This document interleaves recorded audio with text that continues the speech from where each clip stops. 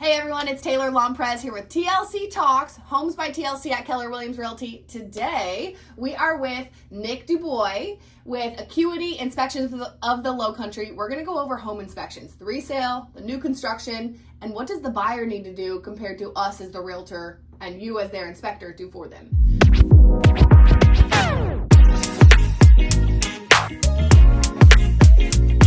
So let's touch on resale. So talk to us about inspections in general. You as a home inspector, what you're looking for, how that works. So whenever I get an inspection, I'll go to the address, and then once I start, I kind of work my way around the outside and look at the roof, look at the wall covering, make sure there's any kind of places for water intrusions like your biggest enemy, any kind of grading issues that might cause moisture to sit under a crawl space or around the foundation that may cause severe structural issues. And then from that, check the windows. And then from that point moving forward, I would go work my way into the house and kind of go through the electrical system, make sure that nothing's outdated or dangerous, and then kind of work my way through the floor, walls, interior, so on. And then at the end, I always do attics last because I try to keep insulation from getting all over me and then getting all over whoever the sellers of the house. And then, just looking for any kind of deficiencies or any needed repairs that would cost a lot of money. Yeah, understood. So because the way our contract reads is, you have the state and then you have the Hilton Head, right? So that's a different conversation, but structural is what you're looking for. Structural things. You're not going to point out an example of a cosmetic where someone wants you to put on the report, but you might not. Is anything top of mind there? Yeah, so on older homes, there's a lot of times there's paint issues or where they just incomplete paint or, unless it's structural or severe, it wouldn't go into the report. It'd be more material defects, right? Understood. Like something electrical, if there's a big giant hole in the drywall, obviously, as long as that's not part of the problem too in some of these houses is there sometimes people have things that you can't see behind. Like I can't go take all your pictures off the wall and whatever, but any kind of holes in the drywall or any kind of real damage to the hardwood floor, because the hardwood floor is going to be inexpensive to replace. So you should at least know whether you can negotiate it or not, what the condition of the floor is and things of that nature. And I've noticed in your reports that you have the full report, but then you also have a summary that is saying, hey, these are probably the ones that you should focus on, and that's called the summary report. Is that what it's used for? It's more of that'll be your defect list. So when you go through the whole report, there'll be like standard things, some photos of the house, information about the house that kind of lets you know, a house generalized, what kind of maintenance items you should have, what was inspected, what wasn't inspected. There'll be, some cases you get to a house and something's locked, there'll be restrictions to the inspection. Obviously, I can't open this door, I can't get in here. Which happens a lot in condos with an owner closet, something like that. That's correct. And so that'll be in the whole report. So you should still go through the whole report as a home buyer, but in the summary it'll be strictly the defects, whether if the roof's damaged, if the HVAC system's not working properly, any of those type of things. Okay, understood. And to add the real estate professional aspect of that, when we request repairs, we want to make sure that we're requesting things that are structurally not in good working order. So sometimes if the HVAC is old, we've already told you that when we read the property disclosure as a client. So we can't go back and say, oh, well, it's 10 years old. Well, Nick says it's in good working order, so we can't really do much on that. So that's resale, but let's jump into new construction. What is different that you want to make sure everybody understands that you do new construction inspections, right? Tell us a little bit about that. Well, so there's three types of new construction inspections as well. There's a pre-drywall, and that's where you go in at the construction process, preferably when the mechanicals are in, but not the insulation or drywall, and now you can see everything. And this is the best time for everybody to find any mistakes or deficiencies, because what happens in this situation is it's easier to repair. You're not tearing drywall off to fix a plumbing leak. You're not if the studs are bowed and warped, you can go in and you can change a couple studs out. I recently did a house where a wall was covering over, there was no subfloor underneath it for 3 foot, which is going to be a significant problem. Now that wall will sag over time, and which will create drywall problems, maybe structural problems, the works. And so now they can easily shove a piece of plywood, flooring underneath this wall, pick it up, do whatever they have to do, very minimal expense, fix it, come back, put the drywall on, and you have no issue. Understood. Okay. And normally, so I know all builders are different, but in general, the goal for me as the realtor and the client is we get that pre-drywall report and we say, hey, hey, builder, look at this report. These are missing these kind of things. Did you catch it?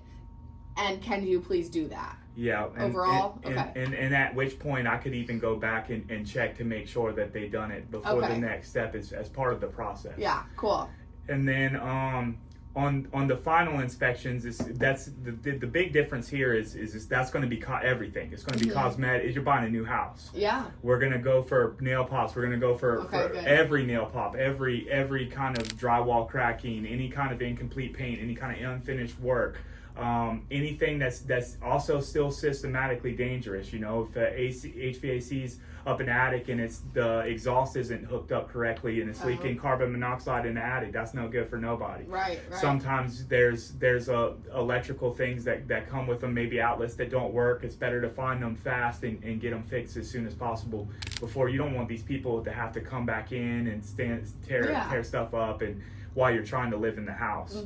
And also the roof, you know, and the thing is builders, just like everybody, we all make mistakes from time to time. And so mistakes made, maybe somebody doesn't catch it. Sometimes more eyes the better. And a lot of times we can find those things and get them fixed before it becomes an issue. Cool. Understood. So far we've hit on resales, which is buying a home that is already built. Someone probably lived in it prior. And then you have new construction before the walls are even up. Now, I want to show the operations part of it too. So how we work together to schedule the inspection. A lot of times clients think that they have to do it on their own. So just talk to hear it from you rather than me, because they're always hearing from me. Talk to us about the operations of it. Like when someone goes under contract on your side, what do you see happen? Okay, so typically what will happen for me is I'll get email from the real estate agent that has the property details, the square footage, the address, and sometimes the MLS sheet and whatever. And then also I'll go on Zillow and I'll pull up the address to look for anything that maybe I missed from the MLS, because I'm not used to looking at MLS sheets as well as y'all are. And see if there's anything that I'm missing or anything that needs to be pointed out to the customer prior to the inspection starting. And then from that point, I will, if it's a confirmed inspection, sometimes they're not confirmed. So if it's a confirmed inspection, I'll go ahead and set up the inspection in my software, send out pre-inspection agreements for them to sign, and then I'll send out an email explaining the process of how we go from here. You know, I have this address at this time scheduled. Here's your price. I sent over a pre-inspection agreement. Please look it over, sign as soon as possible. Once that happens, then me and you communicate trying to get access, or whatever realtor, but we try to communicate access, and then from that point forward we go and we get the date, I get onto the property and start the inspection. Then once I get home, I finalize a report, which sometimes goes fast, sometimes doesn't, but it's always the same day. And then I'll send it to the client and the realtor. And then if you have any questions, you can contact me to get further information or knowledge about set deficiency. And if they have any questions, they can call or schedule a time that we can really go over the report or anything of that nature. And it's all pretty seamless. Good. And that's one of my favorite parts with the inspection process is you've got to choose an inspector that is comfortable speaking with clients as necessary. Because I am a real estate professional. I am not a home inspector. I have a ton of knowledge because I've seen over 500 repair requests, right, and inspections.